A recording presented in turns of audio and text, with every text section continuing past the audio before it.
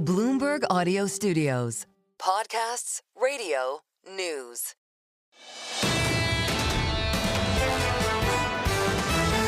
This is the Bloomberg Surveillance Podcast. Catch us live weekdays at 7 a.m. Eastern on Apple CarPlay or Android Auto with the Bloomberg Business app. Listen on demand wherever you get your podcasts or watch us live on YouTube. Today we're going to get back to meat and potatoes, and that, of course, means Equities Strategy. Julian Emanuel's definitive. What you don't know inside Global Wall Street Baseball, working for Ed Hyman, he's got the advantage of the whole EvercoreISI game. But what's important is he puts out a note every morning on the earnings season and how we're doing. We have him for an extended conversation this morning. Julian, that research note you put out, how are we doing on revenue and earnings, growthiness, and surprises? Let's call it good, not great. Sort of, double digit? Close. You're nudging towards double digit. There's a hope that by the end of the season that we'll be right there.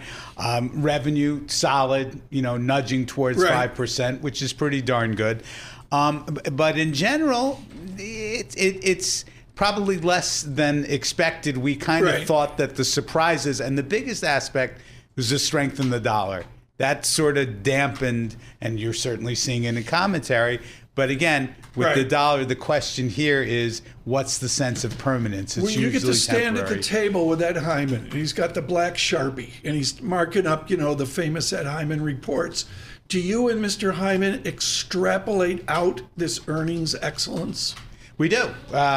For us, 2025 looks like it's going to be in the neighborhood of 10% double EPS. digit. Yeah, that's Wall Street talk. That's right. Exactly.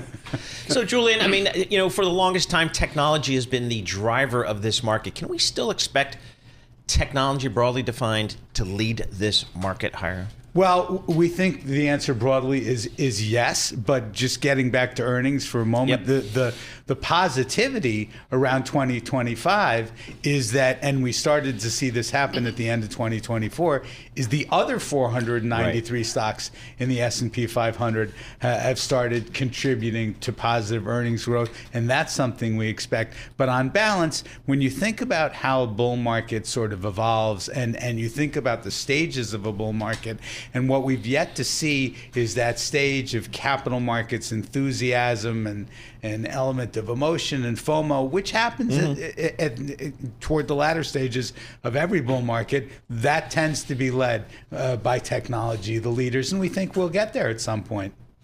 We had some pretty good performance in January coming out of some of the European markets, which had typically lagged the U.S., so it suggests that maybe some of the non-tech aspects of the market, maybe some investors looking for value in January. Is that something that's got some legs, do you think?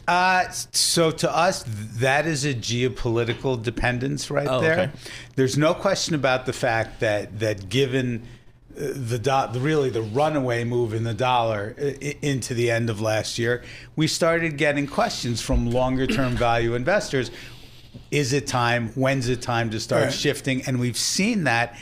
We think you're going to need the catalyst. The dollar has started to stabilize, which is a positive, but we think you're going to need to see a little bit more of a geopolitical catalyst. Okay, you go back to the 1300s, the 14th century. That's when Ed Hyman was writing for C.J. Lawrence. You used the word repetitively of all these worries out there of unlikely. It's unlikely the Fed is going to screw it up. It's unlikely we're going to see this. It's unlikely we're see. Explain to us how we should handle all these unlikelies we're juggling every day. There'll be a new one tomorrow. I don't know what it's going to be. Well, if you look at the headlines, there was a new one about 12 hours ago at the press conference between President Trump and Benjamin Netanyahu. What do we do with the unlikelies we're drowning in now? What we do is what we've done for a number of years now and try and parse out the noise as much as possible and concentrate on the fact that, as you said moments ago, we're going to have close to double-digit earnings growth. And although stocks are expensive, valuation alone does not end a bull market. Buried in your note, Hyman doesn't get down to the bottom of the Julian Emanuel note. It's just too long and too dense. You go right at share buybacks. Explain to us, forget about Apple. There's other share buybacks in Cupertino, right? Absolutely. So when you think about buybacks and you think about this world we're living in of uncertainties and likelies and unlikelies, the question is, how do you manage an environment where by definition you're going to have greater volatility? Okay? And even if we didn't have this political environment, at these valuations, you're likely to have greater volatility.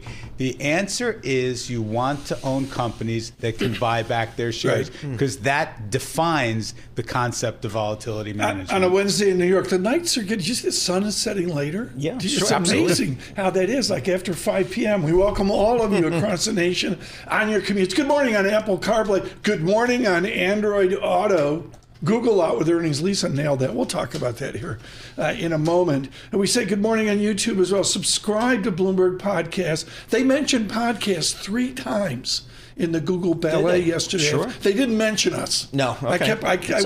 I sat there with a beverage of my choice in my hand going, come on, mention Bloomberg surveillance. Yeah. They didn't. Growing, though. Continue. Growing. Julian, how do you feel about valuation in this marketplace? I mean, you could make the argument that this is a really rich market. Now, if I pull out the Mag 7, maybe less so. Should I be concerned about that? You should be concerned about that. Okay. And actually, for us, virtually every conversation we have with clients basically starts with walk us through the parameters of valuation. And my concern with the evolution of the bull market is when that stops being question number 1 or 2, okay, then we're going to be concerned. But look, there's no getting around the concept of history, and we are not believers of the idea it's different this time. You can make a lot of cases for why it could be, but we are at the highest levels of valuation in the last number of decades. How important is the discussion around the Federal Reserve this year? Because there's a lot of questioning whether they even cut at all this year, and perhaps there's a rate hike some point of the year. So the Fed call seems a little less clear these days. Which actually makes it less important, okay, Paul. So from our point of view, this is a do no harm type environment. And by do no harm, that means no hikes. And we actually do not believe that if you're Jay Powell and your term is up in 2026, the one thing you've got to do is deliver the soft landing to the country. And sticky inflation will not be Jay Powell's problem in 2025 or 26. It will be the administration's problem. You can't see this on radio, but on YouTube, you can see a little birdie on my right shoulder whispering into my Sony headphone, Chairman Hyman. I mean, if Jerome goes down to be a governor, Paul, there's certain music to Chairman Hyman. Wow, hadn't heard Could that you one see before. Ed Hyman running a Fed press conference? What would Ed Hyman Fed press conference be like? You, and don't ask a follow-up question. Exactly. So, Julian, how long can bull markets last here? I mean, kind of give us a sense of where we are kind of in the history here. It's relatively young, okay, by historical standards. The average bull market goes out 4+ years. And we're really only starting year 3 right now. Right. So from that perspective, and also in terms of the absolute gain, we're still really almost, basically mid-range. But you had 23, 24, both of those years at S&P 500 giving you more than 20% returns. How do you think about a year 3 in that scenario? So I mean, three-peat. I mean, Coach Riley has the patent on three-peat, but can we three-peat in the S&P? Coach Riley may not have the patent on three-peat if Andy Reid brings home a win on Sunday. Well, he's going to get paid. He just struck a deal with the NFL. There you go. We got Fred, thank you so much. He goes to breakfast between Chapel Hill and Duke. Like long? What is the distance? 11? 10 miles. Yeah, 10 miles or so. 15501. Waffle House is doing a surcharge on eggs at the Shea Waff in Durham, North Carolina, 27713. Yep. I mean, what does Ed Hyman say about this inflation fear out there? Or do we actually have a quiescent disinflationary vector? Well, I can say this, having lived many years in Atlanta and environs, it brings a tear to my eye to think about paying an incremental cost at Waffle House. It's Shea Waff. Yeah. Very, very good 3 a.m. visits. Do you know I've never been in a Waffle House before midnight? Yeah. exactly. That's We the way used to it play works. music down there, and there's the only thing that was open. Yep. But Cracker Barrel, the barrel to crack, shut down. That shuts down. That's a family institution there. But I mean, that's a pernicious inflation that people fear. No question. And in all seriousness, let's step back and think about this, which is why the geopolitical dynamics are so interesting and sort of unpredictable at this point, is because President Trump was elected in large part because of the American consumers' disquiet with inflation. And this is inflation. Okay, one more question. The hallmark of Ed Hyman's work is a respect for engineering and technology. Ed's carried that for decades and decades. Does your shop believe in the effervescence, the persistence of AI and Mag 7 and big tech? You gotta own it, right? We do, no question about it. And again, that goes back to Ed's roots as an MIT grad.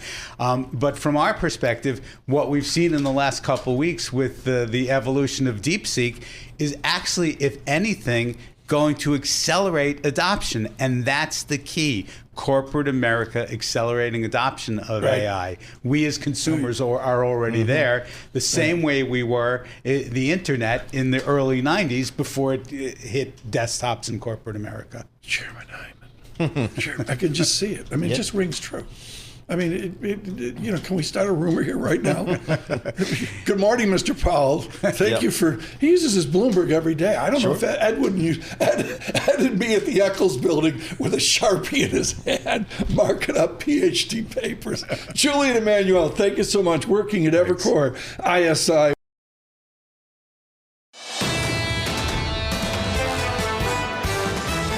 You're listening to the Bloomberg Surveillance Podcast. Catch us live weekday afternoons from 7 to 10 a.m. Eastern. Listen on Apple CarPlay and Android Auto with the Bloomberg Business app. Or watch us live on YouTube. Mona Mahajan on Mag 7. It's got legs. AI has legs. It certainly has legs. It's a long-term holding, but this year could be volatile. So we've already seen a bit of that. Keep in mind, this is not only a cohort that got a little bit of extension on the valuation front, but now is also facing threats like competition from China and other players, like tariffs as well. And, some of the retaliation we saw from China, for example, on Apple, already weighing on some of the Mag 7 as well. So keep in mind, this is a year that we want to remain diversified across sectors, across asset classes, large cap and mid cap, growth and value. So what are you seeing just out of earnings? Because, one of the themes coming into 2025 is we're not going to get a whole lot from the Fed this year, probably. One, maybe two rate cuts at best. So it really has to be earnings that have to deliver if this market's going to move higher. How do you guys think about that? Yeah, it's a great call out because S&P returns are really a combination of valuation expansion plus earnings growth. Valuation expansion, as we just highlighted, probably not going to contribute all that much, maybe even a little bit of negative contribution in some sectors. So earnings growth will be the driver of returns. We continue to see 10 to 15% earnings growth this year. Of course, that is predicated on a consumer that continues to hold in there, a labor market we'll see on Friday that continues to remain resilient as well, and a U.S. economy that, I looked at Atlanta GDP now, 3.9%. Well, help me with at the margin. Do you sell Mag 7?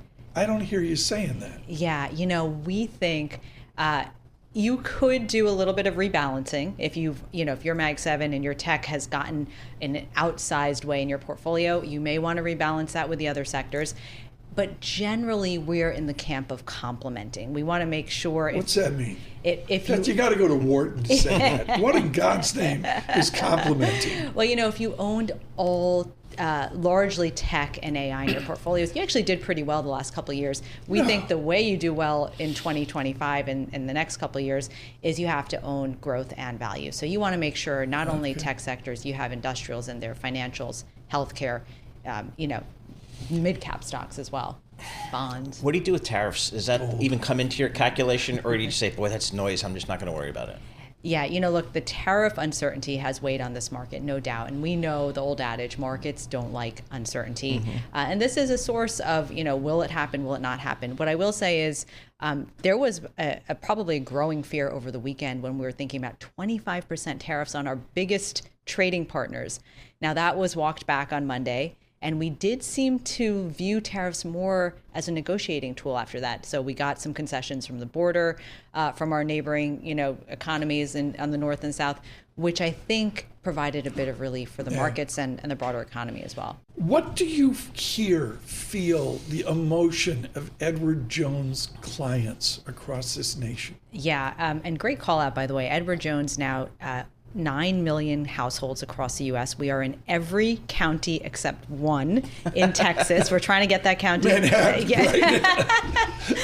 We have, we are really have our eyes and ears on the average What's U.S. the household. mood? And the mood, I will say there's parts of the country that are feeling a little more optimistic. This is an economy, as we talked about, the labor market is held up. The economy is doing okay. Inflation is a concern, and that is still a concern. And, it's tough because we went from a 9% inflation rate. We are back to, 2.9% on headline CPI, but that's still year over year growth. Your prices are still going up, albeit at a slower pace of growth. And so this is probably the dichotomy between lower income and that mid and upper income household. Mid and upper income, they have participated in growing stock market. Even their houses are starting to show some signs of life as well, house prices. And so Sweeney mentioned that. Yeah. Under 7%. For the mortgage, Hopefully, yeah. And, they're feeling okay with their wealth creation that's happened over the last couple of years. So we want to be mindful of both ends of the spectrum, but economy is really driven by that mid and upper income consumer. Fixed income, what do we do here? I mean, again, the 2-year Treasury, 4.2%. That's not a bad way to make a living. Do I take some credit risks, or how do you think about it? Yeah, so within your investment grade portfolio, we continue to feel like you could add a little bit of duration here. Even at 4.5%, slightly under on a 10-year, that is still at the probably towards the high end of a 10-year Treasury yield range. And we do think, Fed is probably on hold for now, but could we get 1, possibly 2 rate cuts during the remainder of the cycle? Yes.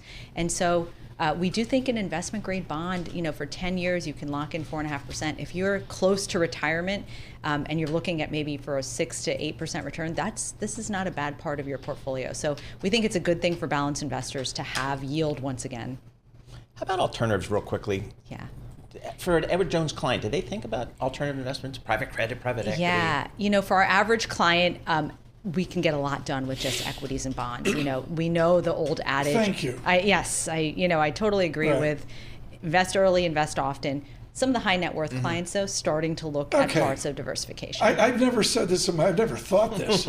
Edward Jones on BitDog. Did they want to own Bitcoin? We think very speculative still. We like assets where we can model out cash flow. She's so belt and suspenders. We want to be able to, cash flows, discount them. We can't do that yet, so not there yet. Oh, come on. There's no underlying. And, there's been other ways to make a good living and return over the last couple of years. We should do a joint interview, a 1-hour interview. Mona and the wonderful talent from Robinhood. Have Robinhood and Edward D. Jones together. Yeah, sure. That would be like lights out. Yep, absolutely. Mona, this has been hugely valuable. Don't be a stranger. Mona Mahajan, we're the senior investment strategist. Edward Jones, iconic across America. Can't say enough. This is the Bloomberg Surveillance Podcast. Listen live each weekday starting at 7 a.m. Eastern on Apple CarPlay and Android Auto with the Bloomberg Business app. You can also listen live on Amazon Alexa from our flagship New York station. Just say, Alexa, play Bloomberg 1130. Joining us now, pulling the lucky card, moving to London this week. Amanda Rebello joins us. She's been a huge value add for us on ETFs. We're thrilled that she could be with us. XTrackers Sales in all. Let's start with the why. Why are you moving to London? I mean, is it just like it's time to move with all the cacophony going on in America? I think the US is still a fantastic country. There's so much going for it. Obviously, we've had a new president coming in, but I think ultimately the long-term benefits of being in the US are still there. My gig was to come here and build out our US business. We're the second largest ETF provider on the UCITS side.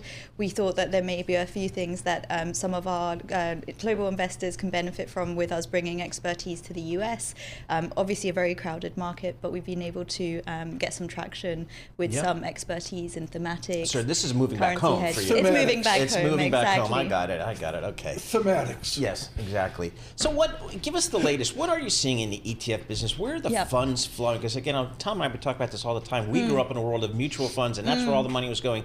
Now ETFs have been an extraordinary growth story. Yep. So you're in a great business. It's better than equities in Dallas, but talk to us about ETFs. Yeah, so it's fantastic. So at the end of last year, we crossed the $10 trillion mark globally in terms of ETF AUM. And then just in terms of flows, it crossed the $1 trillion mark. So just think about that, right? That's basically as big as the volumes of FX on a daily basis globally, right?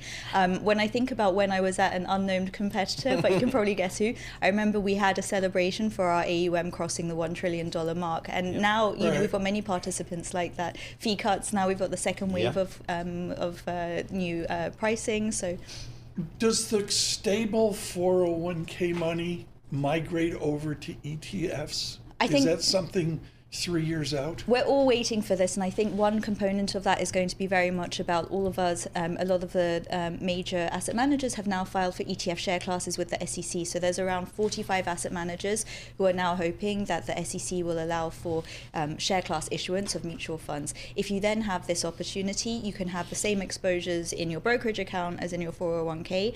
I think that the 401k mechanism is still going to be based on daily pricing, but when you think about all of the different ETFs you have versus all of the mutual funds you have.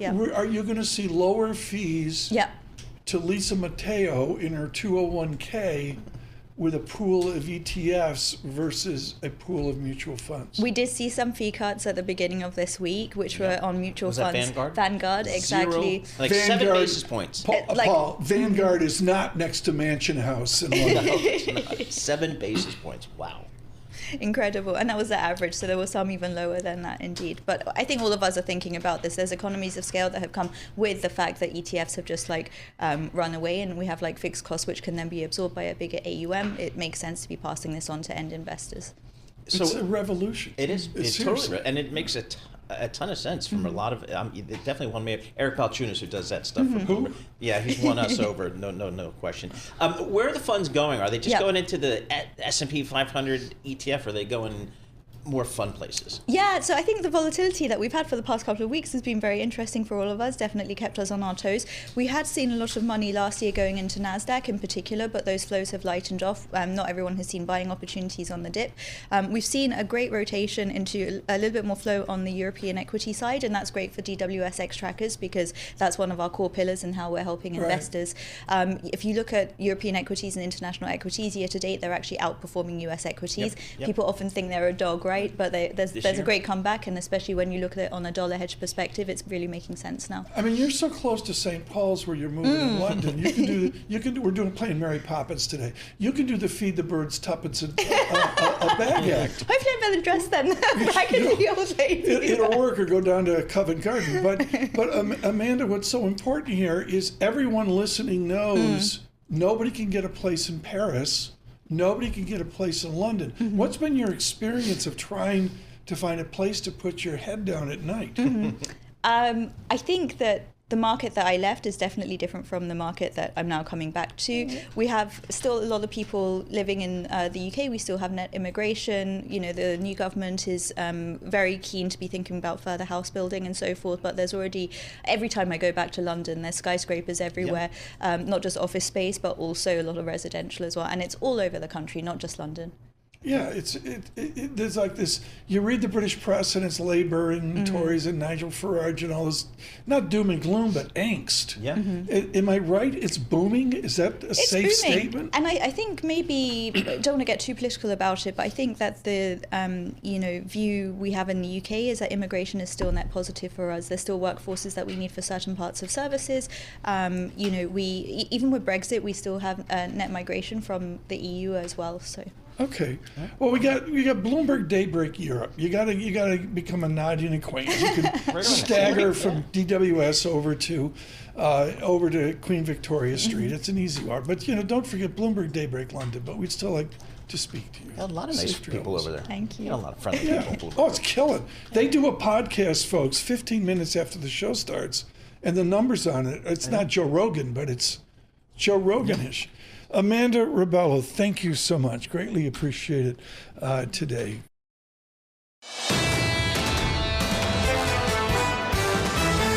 This is the Bloomberg Surveillance Podcast. Listen live each weekday starting at 7 a.m. Eastern on Apple CarPlay and Android Auto with the Bloomberg Business app. You can also watch us live every weekday on YouTube and always on the Bloomberg Terminal. We now turn to Tel Aviv, where the qualities of Ethan Bronner driving all of our coverage within the Levant.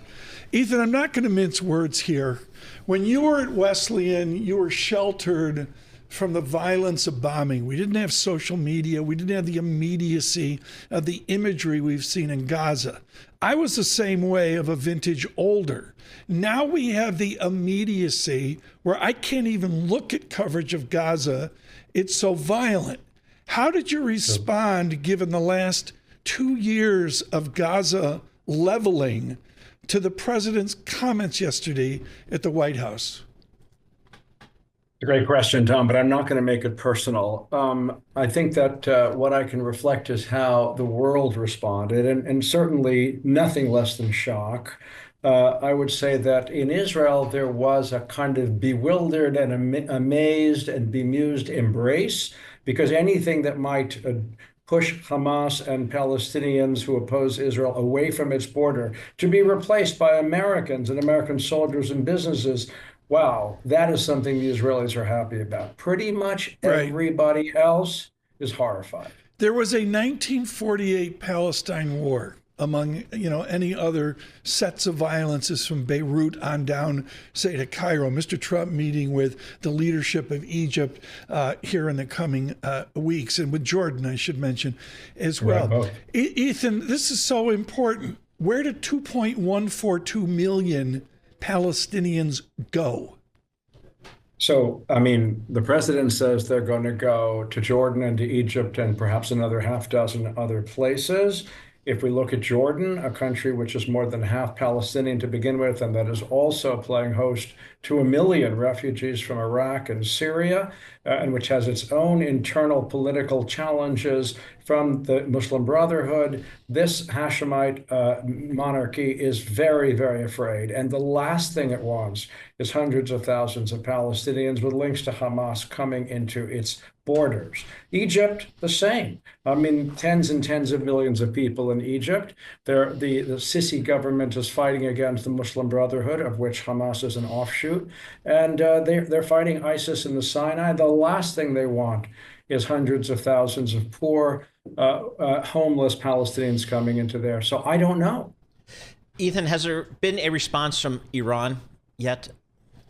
I believe so, Paul. I believe that Iran has said this is nuts, and it's a sign of what's wrong with America. I believe I did see something from the Iranian foreign minister, yes. So is there any sense within Israel as to a possible next step here? I'm not even sure where we go from this pronouncement from the president yesterday. It's very, very difficult for me to answer that. First of all, the decision-making apparatus is in Washington right now, and they're just waking up.